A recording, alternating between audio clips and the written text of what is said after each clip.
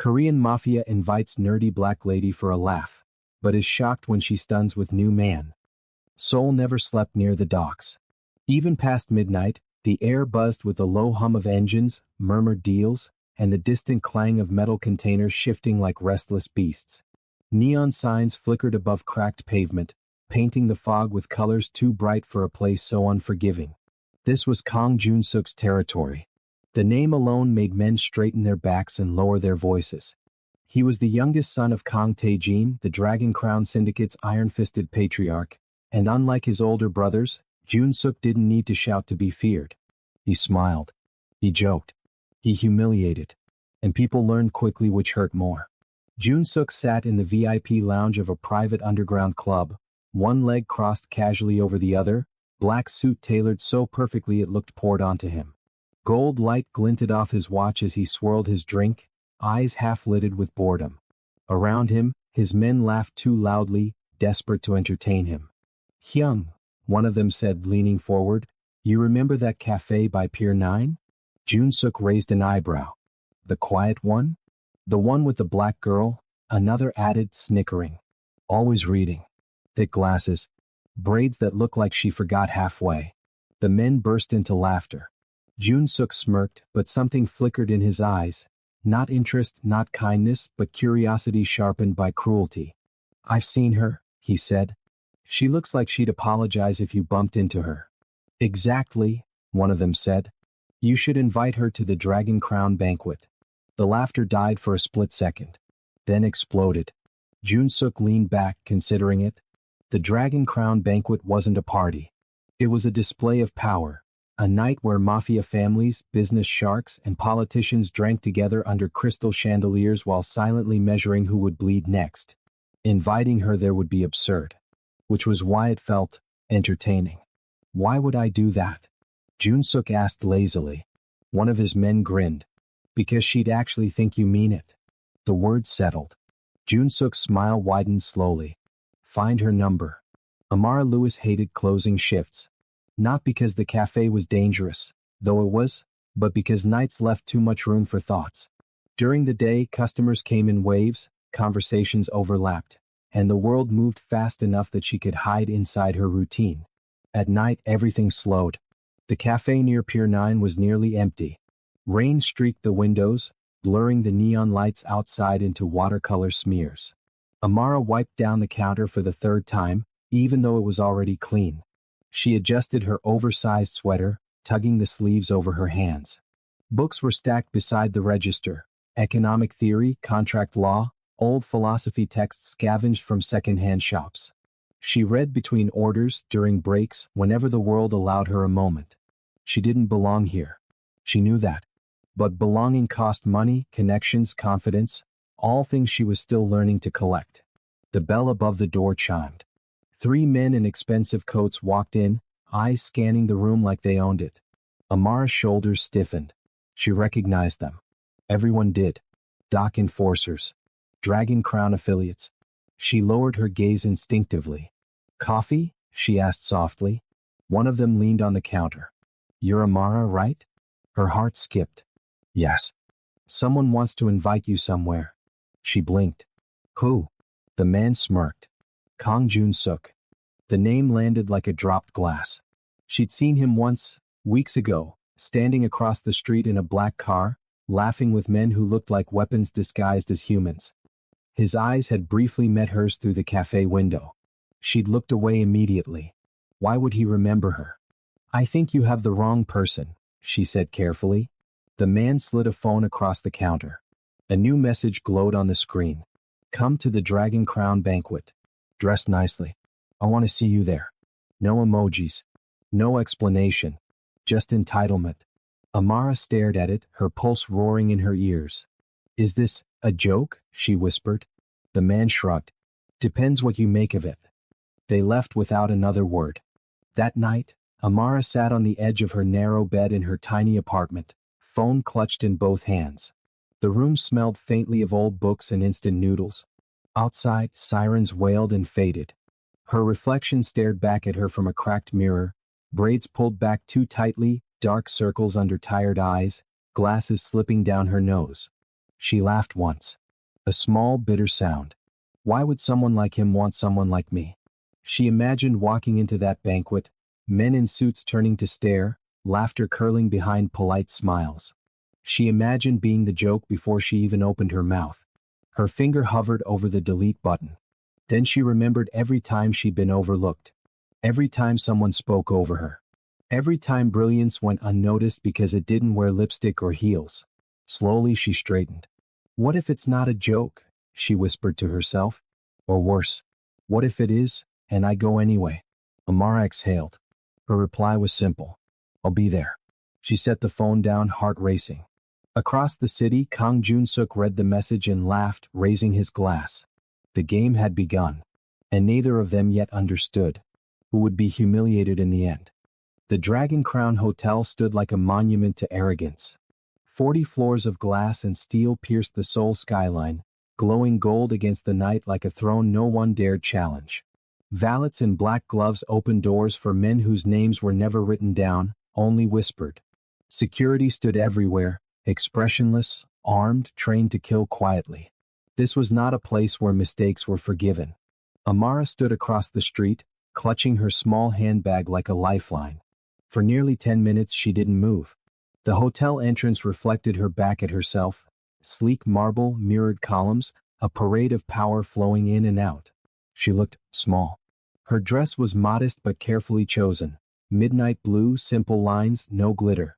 Her hair was neatly braided, pulled into a low bun. Her glasses, she almost didn't wear them, but without them the world blurred and she refused to stumble tonight. Just walk in, she told herself. Her feet felt heavy as she crossed the street. The moment she stepped onto the red carpet, the temperature changed. Conversations dipped. Eyes slid toward her, curious, dismissive, sharp. She felt them measuring her worth in seconds, and finding none. A hostess smiled politely, but confusion flickered behind her eyes. Invitation? She asked. Amara handed it over with trembling fingers. The hostess scanned it once, then twice. Her posture stiffened. This way, Miss Lewis. That alone drew attention. Inside, the ballroom unfolded like a dream she didn't belong in. Crystal chandeliers dripped light like frozen waterfalls. Long tables gleamed with silver and glass. The air smelled of expensive perfume and unspoken threats. Men in tailored suits stood in clusters, laughter calculated. Women glided past in dresses worth more than Amara's yearly rent, eyes sharp as blades. She felt naked. A whisper followed her. Who is that? Is she staff? Why is she here? Amara kept her head high. You belong where your feet are, she reminded herself. Then she saw him. Kang Jun-suk sat at the central table, relaxed, dominant, one arm draped over his chair like he owned the world. His black hair was perfectly styled, his smile lazy, cruel. He noticed her immediately. Their eyes met. His smile curved slowly, like he'd just unwrapped a gift. Amara, he said loud enough for others to hear. You came. A ripple of amusement spread through the room. She walked toward him, every step echoing too loudly in her ears. Yes, she said quietly. Jun-suk's gaze traveled over her, assessing, judging, amused. You look, he paused deliberately, comfortable. Laughter erupted.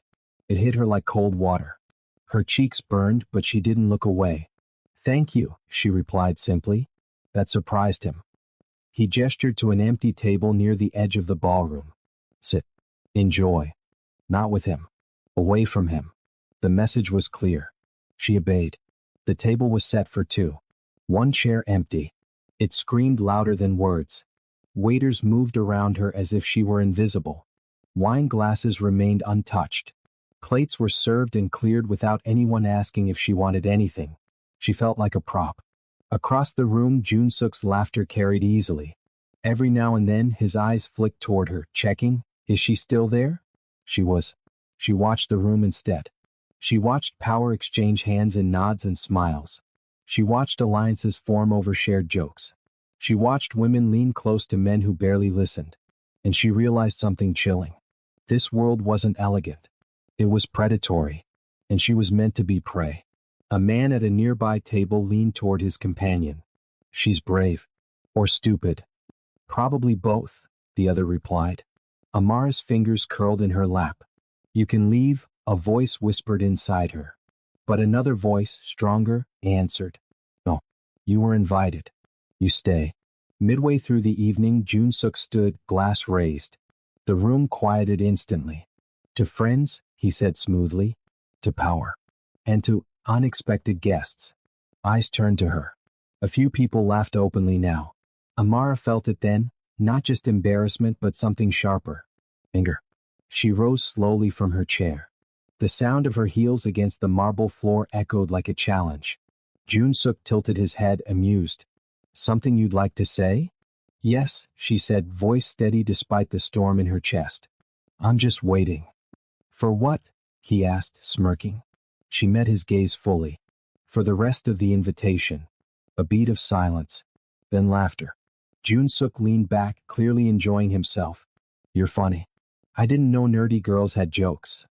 She didn't flinch. I didn't know powerful men needed audiences to feel important. That got a few raised brows. Jun-suk's smile sharpened.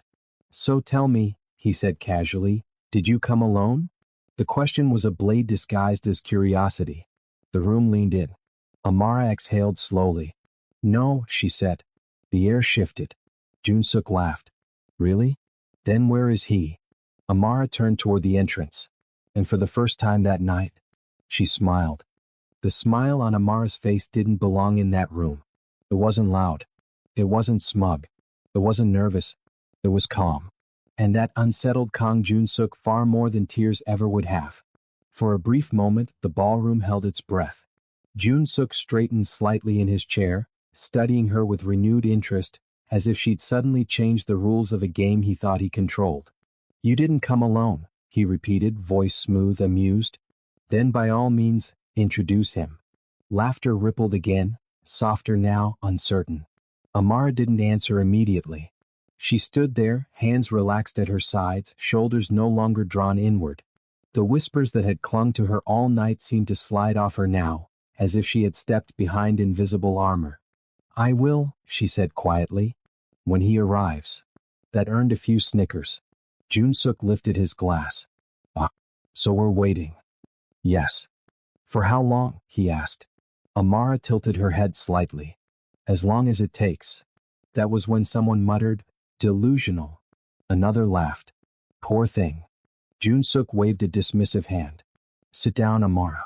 You're embarrassing yourself. The word embarrassing was deliberate. It landed. For a split second, the room expected her to crumble. She didn't. Instead, she walked back to her table and sat with measured grace, folding her hands neatly in front of her untouched plate. And she waited. Minutes passed. Conversation resumed, but the energy had shifted. Eyes kept drifting toward her table. Curiosity crept in where mockery once lived. Jun-suk pretended to lose interest, laughing loudly with the men beside him, but his gaze flicked toward her more often than he realized. Why isn't she leaving? Most people would have fled by now, humiliated, broken, desperate to escape the stares. That had been the point of inviting her in the first place. But Amara remained. So, unmoving, unashamed. A waiter approached her hesitantly.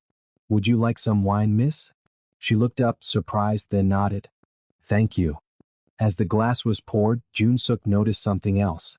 Her hands weren't shaking. Across the room, an older man leaned toward Jun-suk. You know her? Jun-suk scoffed. Barely. She works at some dock cafe. The man frowned. She doesn't look like she's bluffing. Jun-suk smirked, though unease curled in his stomach. You're giving her too much credit. Still, something gnawed at him. He leaned forward again, voice cutting through the chatter. Tell me, Amara, what does your mystery man do? The question was bait. Amara sipped her wine before answering. He builds things, she said simply. Laughter. Buildings? Someone asked. Empires? Another joked. She met their eyes, unbothered. Both. Jun-suk laughed loudest of all. You're enjoying this, aren't you? No, she said honestly. I'm enduring it. The honesty startled the room into silence.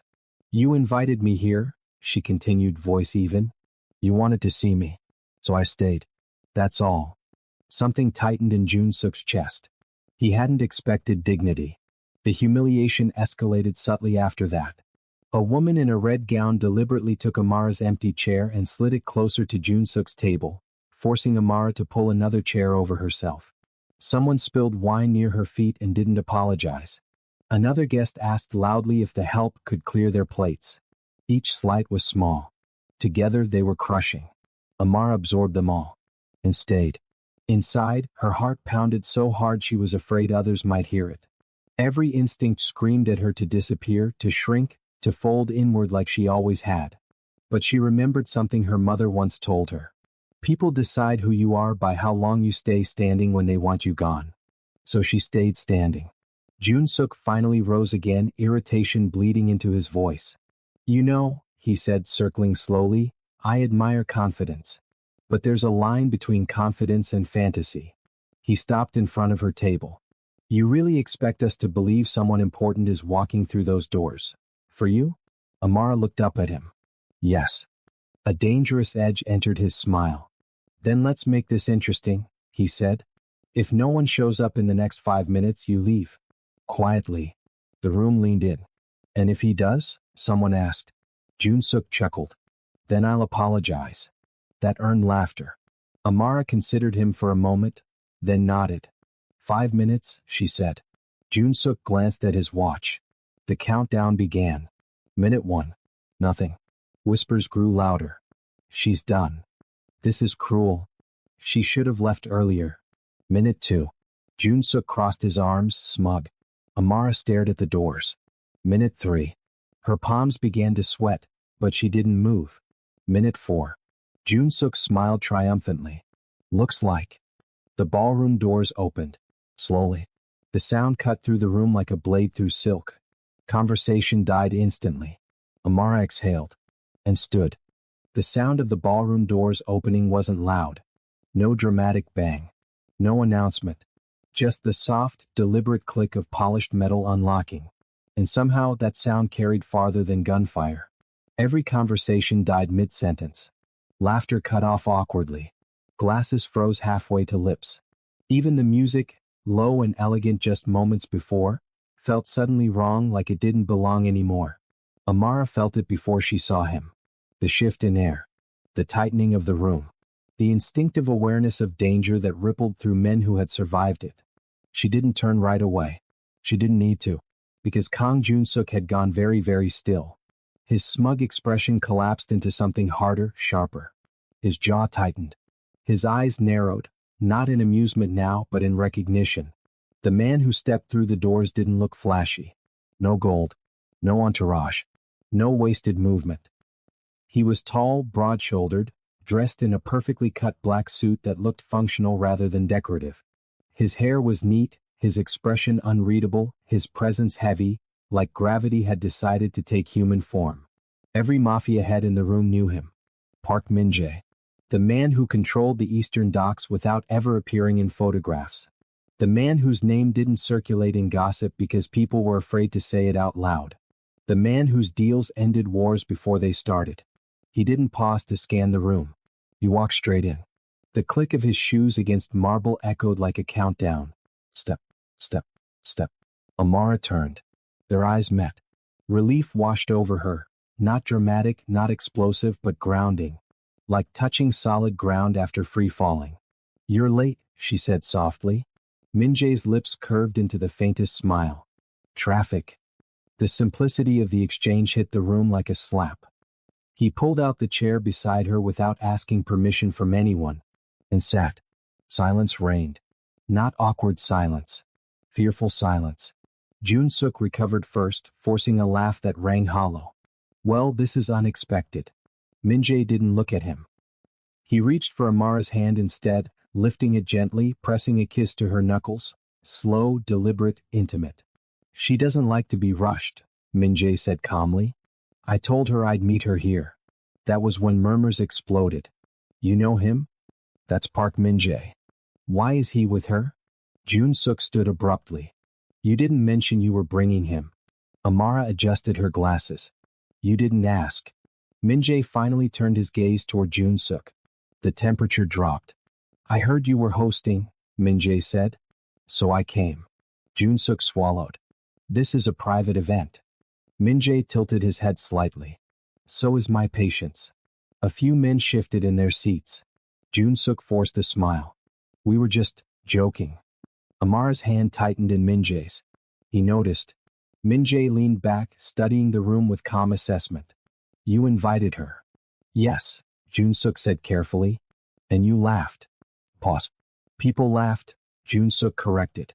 Min-jae nodded slowly. People follow examples. He turned to Amara. Did you eat? She shook her head. Min-jae lifted a finger. Instantly, a waiter appeared, pale, nervous. Bring her dinner, Min-jae said. And wine. The good one. The waiter nodded frantically and disappeared. The humiliation reversed itself in real time. Jun-suk tried to regain control. You're overreacting. This was harmless fun. Amara spoke before Min-jae could. I was never confused about why I was invited, she said quietly. I just wanted to see if you'd admit it. Jun-suk's eyes flicked between them. Min-jae smiled faintly. She does that. Asks questions people don't want to answer. And what exactly does she do for you? Jun-suk asked, irritation bleeding through. Min-jae's gaze sharpened. She thinks. A ripple went through the room. She renegotiated 3 port contracts your family lost last year, Min-jae continued. Without raising her voice. The room went cold. Jun-suk's face drained of color. That's impossible, he muttered. Amara met his gaze. You never noticed who was sitting at the cafe table every night when your shipment stalled. Recognition flashed across Jun-suk's face. The girl with the books. Min-jae leaned closer. You laughed at her. I didn't know. You didn't care, Min-jae corrected. The waiter returned with food and wine, setting it carefully in front of Amara. Min-jae didn't look away from Jun-suk. You challenged her to wait 5 minutes, he said. That was unwise. Jun-suk stiffened. You expect me to apologize? Min-jae considered it. Yes, and you will. The room held its breath. Jun-suk glanced around, at the men who had once laughed with him, now avoiding his eyes. Power had shifted and everyone could feel it. He looked back at Amara. She raised a hand gently. No, she said. Not to me. She stood. The entire room stood with her. Apologize to yourself, she continued, for thinking humiliation makes you powerful. She took Min-jae's arm. We're leaving. Min-jae rose with her. As they walked toward the doors, the crowd parted without a word. Behind them, Kang Jun-suk remained standing, silent, exposed, diminished. For the first time that night, the joke had ended, and he wasn't laughing. The doors closed behind them with a soft, final sound. It wasn't loud, but to Kang Jun-suk, it echoed like a verdict. For several long seconds after Amara and Park Min-jae disappeared into the elevator corridor, no one spoke. The ballroom, once buzzing with laughter, ego, and noise, felt hollow like a body after the soul had stepped out. Jun-suk stood alone at the center of it. Not physically alone, there were dozens of powerful men and women around him, but something had shifted. The space around him felt wider, colder, empty. Someone cleared their throat. Another man suddenly found the crystal chandelier very interesting. No one laughed anymore. Jun-suk slowly sat back down, his movements stiff. He reached for his glass, then stopped when he realized his hand was trembling. Get it together. This is getting awkward, he said, forcing a chuckle. Let's continue. No one responded. An older syndicate head leaned toward another and murmured, That woman? She's with Min-jae. That explains the contracts. The words sliced deeper than any insult. Jun-suk's jaw tightened. He replayed the night in his mind, frame by frame, like a mistake he could no longer edit out. The cafe. The glasses. The quiet way she listened more than she spoke. He had dismissed her because she didn't demand attention. How many times had she been there while his empire bled money? A memory surfaced uninvited. Weeks ago, late night, he'd stormed out of a meeting furious over a failed dock negotiation. He remembered seeing her through the cafe window, head bent over papers, scribbling calculations while his men complained behind him. He had laughed then too. She's always reading, he'd said. Must think she's smarter than us. The realization hit like ice water. She was. Jun-suk stood abruptly again. I need air, he snapped. No one stopped him. As he stepped onto the balcony overlooking the city, the cold wind slapped his face, but it did nothing to cool the heat rising in his chest. Below, Seoul glittered, millions of lights, countless lives moving without him. For the first time he felt irrelevant. Jealousy coiled tight and ugly in his gut. Not because Amara was beautiful. Not because Min-jae was powerful. But because she had chosen him. Jun-suk clenched the railing. She should have been grateful. That thought startled him. And then disgusted him. Inside, conversations resumed, quietly, carefully, but the tone had changed. Min-jae's name floated through the room like a shadow. So that's who closed the East expansion. She's the strategist. No wonder the numbers didn't add up. Each word carved deeper. Jun-suk returned to the ballroom just in time to hear someone say, inviting her here was reckless. Another added, insulting her was suicidal. They fell silent when they noticed him. Jun-suk forced a smile. You're all overreacting. A man he once considered an ally shook his head. You embarrassed her. So? Jun-suk snapped. She's not. Not what? The man asked calmly. The question hung. Jun-suk didn't answer. Because for the first time he didn't know. Meanwhile, in the elevator descending smoothly into the city's glow, Amara finally exhaled. Her knees felt weak now that the adrenaline was fading. Min-jae noticed immediately. He adjusted his stance subtly, steadying her without drawing attention. You were perfect, he said. She laughed softly, breathless. I thought I was going to pass out. You didn't. She leaned her head back against the elevator wall. He never saw me. Min-jae's gaze softened. He saw what he wanted to see. The elevator doors opened. Outside, the night air wrapped around them, cool and alive. Min-jae held the car door open for her. You okay? He asked again, quieter this time. She nodded. I am now. Back at the hotel, Jun-suk drank. Too fast. The alcohol burned, but he welcomed it. Regret crept in slowly, like poison diluted just enough to taste sweet at first. He remembered how she'd stood there, alone, while the room laughed. How she hadn't begged, hadn't cried, hadn't left. That was what haunted him most. She stayed. Not because she needed him, but because she didn't. Later that night, after the guests trickled out, Jun-suk sat alone at the long table, staring at the empty chair where Amara had waited. The chair beside it, Min-jae's, felt like a wound. One of his men approached hesitantly. Boss, should we do something? Jun-suk didn't look up. Yes, he said quietly. What? He stared at the glass doors through which she had walked out. Find out everything about her. The man hesitated. You mean, for leverage? Jun-suk's jaw tightened. No, he said. For understanding. Because somewhere deep beneath the jealousy and regret, a terrifying thought had taken root. The woman he mocked might be the one person who could have changed everything. And now, she belonged to someone else. Morning came too quickly for Kang Jun-suk. Sunlight spilled through the floor-to-ceiling windows of his penthouse office, turning the city below into something deceptively peaceful. From this height, Seoul looked obedient. Ordered. Jun-suk felt neither. He hadn't slept. The events of the banquet replayed relentlessly. Amara's calm voice, the way the room had shifted when Min-jae arrived, the silence that followed them out. Worst of all was the memory of his own laughter echoing back at him, distorted now, ugly. A sharp knock broke the quiet. Come in. His right-hand man, Daeho, stepped inside, face tight. We have a problem. Jun-suk didn't look up. Say it. The eastern docks just suspended our shipments. That got his attention. What? Daeho swallowed. 3 contracts. Frozen. No explanation given. Jun-suk's fingers curled slowly into a fist. Min-jae. Across the city, Amara sat at a long table bathed in natural light, papers spread neatly before her. The space was quiet, minimalist, no gold, no excess. Power here was measured in clarity, not intimidation. Min-jae watched her from across the room as she worked. She was in her element now, glasses off, sleeves rolled up, pen moving decisively. There was nothing nerdy about her when she focused.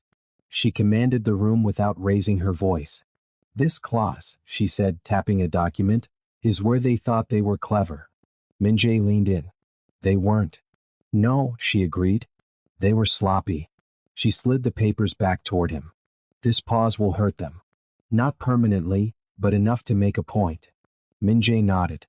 Do you want it to go further? He asked. Amara hesitated. No, she said finally. Not unless they force it. Min-jae smiled faintly. That's why I trust you. Back in Jun-suk's office, the air thickened with tension.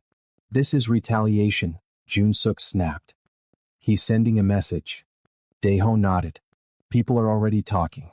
Quietly, Jun-suk stood pacing. Set up a meeting. Today. With Min-jae. Yes. Daeho hesitated. And her? Jun-suk stopped. Yes, he said. The meeting took place in neutral territory, a private tea house overlooking a river. No weapons in sight. No raised voices. But the tension was lethal. Min-jae arrived first. Amara sat beside him, composed, unreadable. When Jun-suk entered, he felt it immediately, the difference. No one laughed. No one deferred to him automatically. He was not in control here. Thank you for coming, Jun-suk said stiffly, taking a seat across from them. Min-jae inclined his head. Speak. Jun-suk glanced at Amara. She met his gaze without warmth. I didn't know, he began. Min-jae raised a hand. This isn't about what you knew, he said calmly. It's about what you did. Jun-suk swallowed. It was a joke. Amara leaned forward slightly. Jokes are meant to make people laugh, she said. Not remind them they're powerless. Silence stretched. I was wrong, Jun-suk said quietly.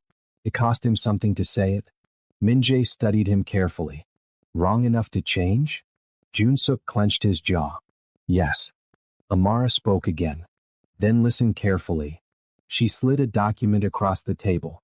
These are the terms under which your shipments resume. Jun-suk scanned them, disbelief flashing across his face. You're asking for oversight. Transparency, she corrected. And if I refuse? Min-jae's voice dropped. Then this becomes permanent. The threat wasn't loud. It didn't need to be. Jun-suk leaned back, realization sinking in. This wasn't revenge. This was restructuring. Amara wasn't humiliating him. She was protecting herself, and others, from men like him. Slowly he nodded. I accept. Amara studied him for a long moment. Good, she said. Then this ends here. Min-jae stood. So do we, he added. As they left, Jun-suk remained seated, staring at the river. For the first time, power felt conditional. And far easier to lose than he'd ever imagined. That evening, Amara and Min-jae stood on a quiet balcony overlooking the city. You didn't have to go that easy, Min-jae said. Amara smiled faintly. Easy isn't the same as weak. He studied her, admiration clear. You know that night changed everything. She nodded. For him. Min-jae took her hand. For us too. She squeezed back. Yes, she said softly. But this time on our terms. Weeks later, the city felt different to Kang Jun-suk. Not because Seoul had changed, but because he had. From the windows of his office, the skyline still glittered, but it no longer bowed to him. Every deal now required careful review.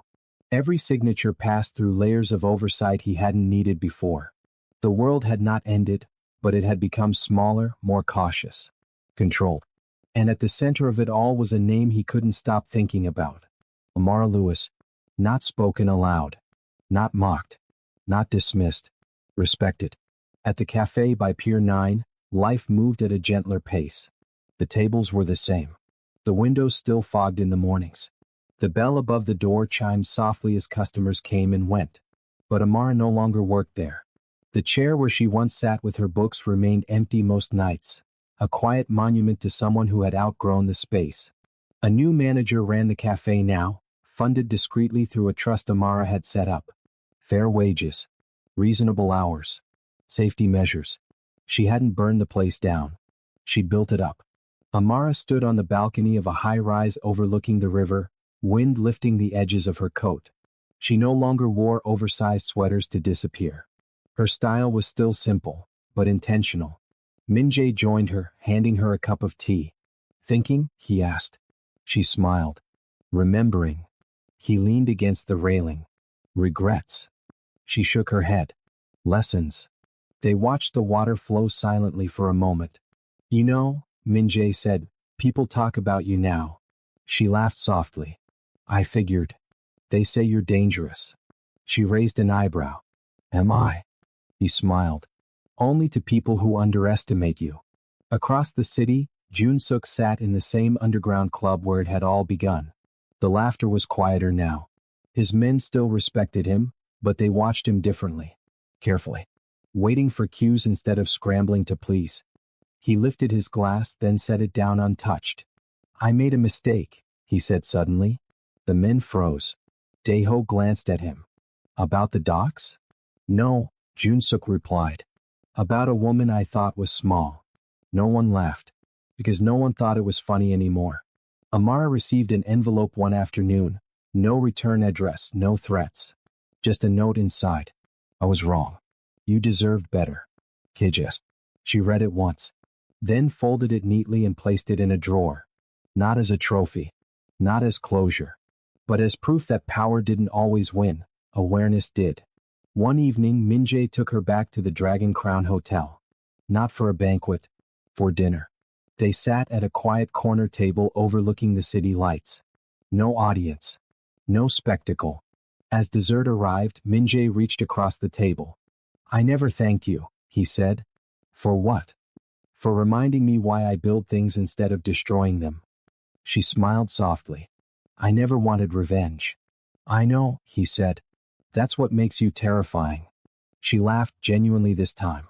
As they left, Amara paused in the lobby.